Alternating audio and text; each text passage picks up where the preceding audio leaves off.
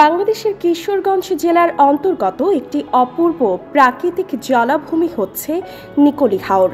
মূলত নিকলী উপজেলার হাওর এই নিকলী হাওর, যার নামকরণ করা হয়েছে নিকলী উপজেলার নাম থেকেই। মূলত কিশোরগঞ্জের এই উপজেলা থেকে হাওরটির উৎপত্তি হয়েছে। পানি এবং উপরের আকাশের এক অদ্ভুত মিলন মেলা সরাসরি নিজ চোখে উপভোগ করার উদ্দেশ্যে সারা বছরই এই পর্যটন এলাকাটিতে ভিড় লেগেই থাকে। কিশোরগঞ্জের এই হাওর মূলত সেখানকার নিকলী, মিঠামইন, অষ্টগ্রাম ও ইটনা এই চারটি উপজেলার মাঝে বয়ে চলা বড়সড় একটি জলাধার।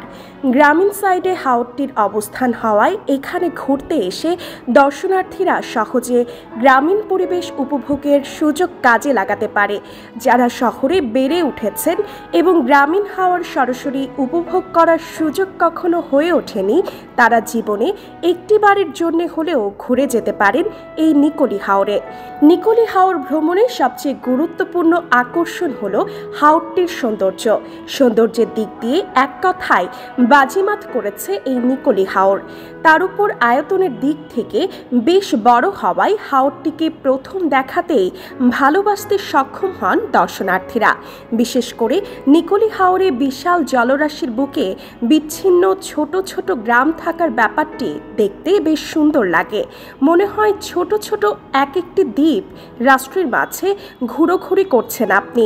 এছাড়াও এই হাওরটিতে দেখা মিলবে অসংখ্য হিজল গাছের। এসব গাছের অর্ধেক কিংবা কখনো কখনো পুরো অংশটাই পানির মাঝে ডুবে থাকে, ফলে দেখতে বেশ সুন্দর লাগে। নিকলী হাওরে যেভাবে যাবেন, বর্ণনা শুনেই যারা নিকলী হাওর ভ্রমণের প্রতি লোভে লাল হয়ে গেছেন তারা দ্রুত জেনে নিন কিভাবে এই নিকলী হাওরে পৌঁছানো যায় সে সম্পর্কে। নিকলী হাওরে পৌঁছাতে হলে সবার আগে আপনাকে পৌঁছাতে হবে কিশোরগঞ্জে। যারা ঢাকা থেকে রওনা দেবেন তারা পুলের ঘাটের পথটি ব্যবহার করতে পারেন। এক্ষেত্রে দিনে দিনে নিকলী হাওর ঘুরে আসাটা সহজ হবে।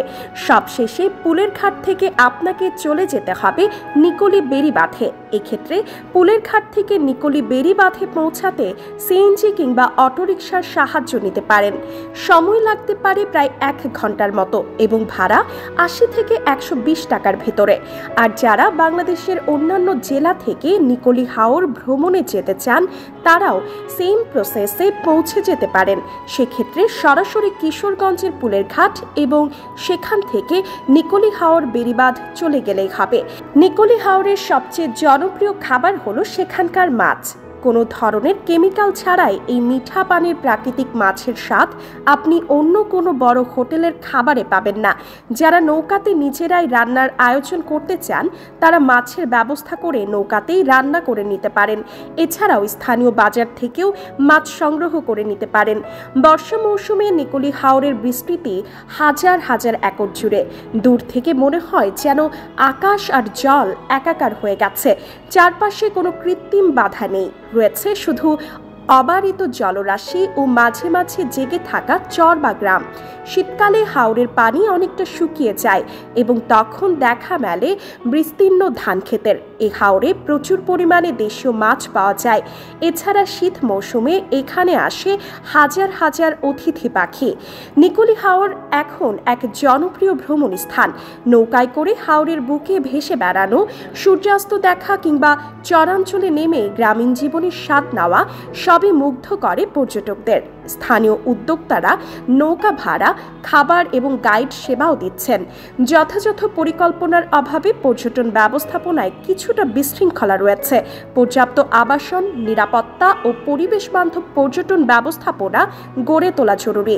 এছাড়া হাওরের জীব বৈচিত্র্য রক্ষা ও জল দূষণ রোধেও প্রশাসনিক তৎপরতা প্রয়োজন। নিকলী হাওর শুধু একটি প্রাকৃতিক জলাভূমি নয়, এটি বাংলার প্রাকৃতিক সৌন্দর্যের এক জীবন্ত উদাহরণ। পরিকল্পিত উন্নয়ন ও সঠিক রক্ষণাবেক্ষণের মাধ্যমে এটি হতে পারে আন্তর্জাতিক মানের পর্যটন কেন্দ্র। প্রকৃতি ও মানুষের সহাবস্থানের এক অনন্য নিদর্শন হতে পারে এই হাওর।